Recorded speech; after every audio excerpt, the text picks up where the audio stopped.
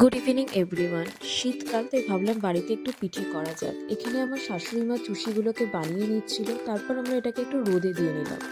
এবার গ্যাসের মধ্যে তেজপাতা, এলাচ এবং দুধ দিয়ে ভালো করে দুধটাকে ফুটিয়ে নিচ্ছিলাম।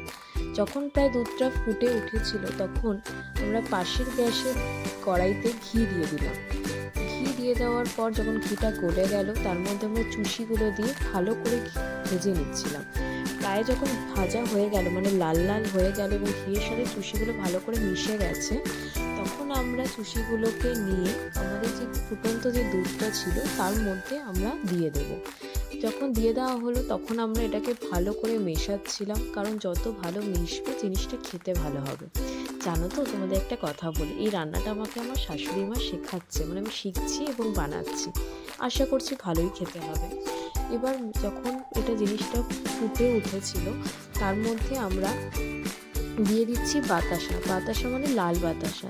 লাল বাতাসা দিলে কি হবে না, মিষ্টিটাও ভালো হবে এবং লালচে লালচে দেখতেও হবে, তো জিনিসটা খেতেও ভালো হবে। এবার কি বলো তো, মিষ্টি জিনিস দিয়ে দেওয়ার পর না ভালো করে এটাকে মেশাতে লাগবে, কারণ নিচে ধরে যাওয়ার চান্সটা থাকতে পারে। তো ভালো করে মেশানোর পর যখন জিনিসটা গাঢ় হয়ে আসছিল তখনই আমাদের মনে পড়লো বাড়িতে তো গুড় আছে, তো আমরা একটু গুঁড়ো দিতে পারি। তাই আমরা গুড়টা দিয়ে দিলাম এবং ভালো করে গুড়ের সাথে আমরা পুরিটাকে মেশাচ্ছিলাম। প্রায় এটা মিশে এসেছে। এবার তোমাদেরকে আমরা দেখাতে পারি যে কতটা এটা গাঢ় হয়ে গেছে। দেখো, দেখতে পাচ্ছ এবার কতটা এটা গাঢ় হয়ে গেছে। তো আমরা একটু নাড়িয়ে নিয়ে গ্যাসটাকে আমরা বন্ধ করে দিলাম। এবার ঠান্ডা করে সার্ভ করছি কাজু কিশমিশ দিয়ে। Thank you.